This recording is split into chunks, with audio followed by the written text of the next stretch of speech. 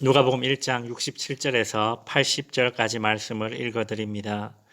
그 부친 사가랴가 성령의 충만함을 받아 예언하여 이르되 찬송하리로다 주 이스라엘의 하나님이여 그 백성을 돌보사 속량하시며 우리를 위하여 구원의 뿔을 그 종 다윗의 집에 일으키셨으니 이것은 주께서 예로부터 거룩한 선지자의 입으로 말씀하신 바와 같이 우리 원수에게서와 우리를 미워하는 모든 자의 손에서 구원하시는 일이라.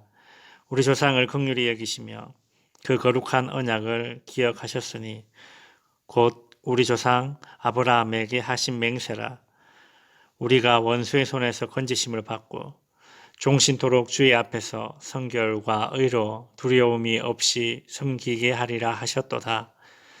이 아이여 네가 지극히 높으신 이의 선지자라 일컬음을 받고 주 앞에 가서 그 길을 준비하여 주의 백성에게 그 죄사함으로 말미암는 구원을 알게 하리니 이는 우리 하나님의 긍휼로 인함이라.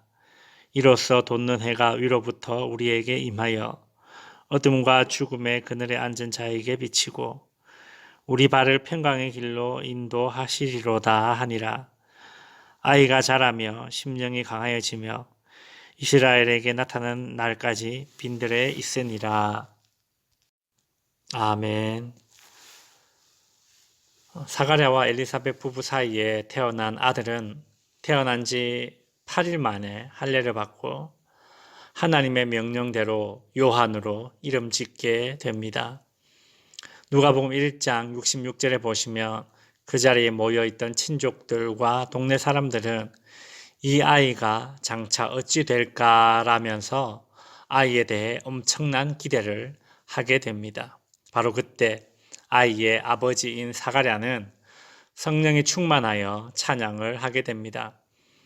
69절에서 71절 우리를 위하여 구원의 뿔을 그 종 다윗의 집에 일으키셨으니 이것은 주께서 예로부터 거룩한 선지자의 입으로 말씀하신 바와 같이 우리 원수에게서와 우리를 미워하는 모든 자의 손에서 구원하시는 일이라. 친족과 동네 사람들의 시선이 온통 자신의 아이 요한에게 쏠려 있는 그때에 사가랴는 자신의 아이에게 쏠려 있는 시선을 메시아께로 돌립니다. 사실 사가랴와 엘리사벳은 기적적으로 아들을 얻었습니다. 친족들과 동네 사람들로부터 충분히 주목받을 만합니다. 그런데 사가랴가 했던 찬양의 내용은 기적적으로 얻게 된 그 아들에 대한 감사가 아니었습니다. 10개월 동안 말을 하지 못하다가 처음으로 말하게 되었을 때 주변의 모든 사람들이 자신의 아들에게 주목하고 있는 그때에 사가랴는 혈육보다 하나님의 나라를 우선하고 있습니다. 사실 이게 쉽지 않죠. 인간의 본성을 거스르는 것이기 때문입니다. 평소에는 유한 성품이고 느긋한 성격이라도 자녀 문제만 걸리면 눈이 뒤집어지는 분들이 종종 있습니다. 예전에 저희 어릴 적만 해도 학교에서 선생님께 혼나거나 회초리를 맞고 집에 오면 부모님에게 더 혼났습니다. 그런데 요즘은 안 그렇다고 하죠. 아이가 학교에서 혼나고 오면 어떤 부모들은 학교 선생님께 전화해서 왜 우리 애 기를 죽이느냐며 화를 내고 심지어 어떤 부모는 학교에 찾아가 선생님을 폭행한 사건도 뉴스에서 보았습니다. 그러나 사가랴가 이렇게 자신의 아들에게 쏠린 이목을 메시아께 돌릴 수 있었던 이 일이 가능했던 이유는 사가랴가 성령 충만하였기 때문입니다.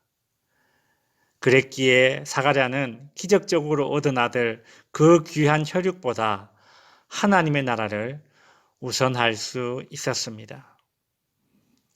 사가랴는 찬양 후반부에야 아들의 이름을 언급합니다. 76절 이 아이여 네가 지극히 높으신 이의 선지자라 일컬음을 받고 주 앞에 가서 그 길을 준비하여.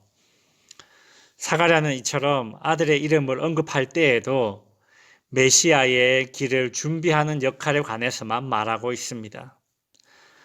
사가랴는 철저하게 자신의 아들을 주연이 아닌 조연의 자리에 세팅하고 있습니다.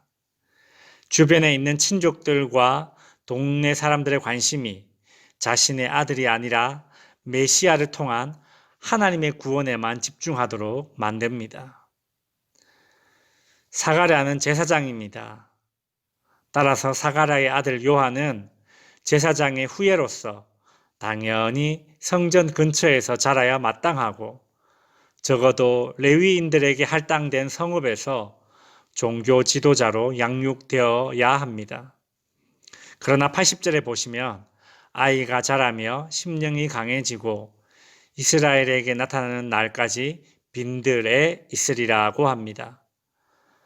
사가랴도 늦은 나이에 얻게 된 소중한 아들이라 곁에 두고 애지중지 키우고 싶은 부모의 마음이 있었겠지만 하나님의 뜻에 따라 가족을 위해서의 아들이 아니라 메시아를 위해 아들의 길을 정하였던 것입니다.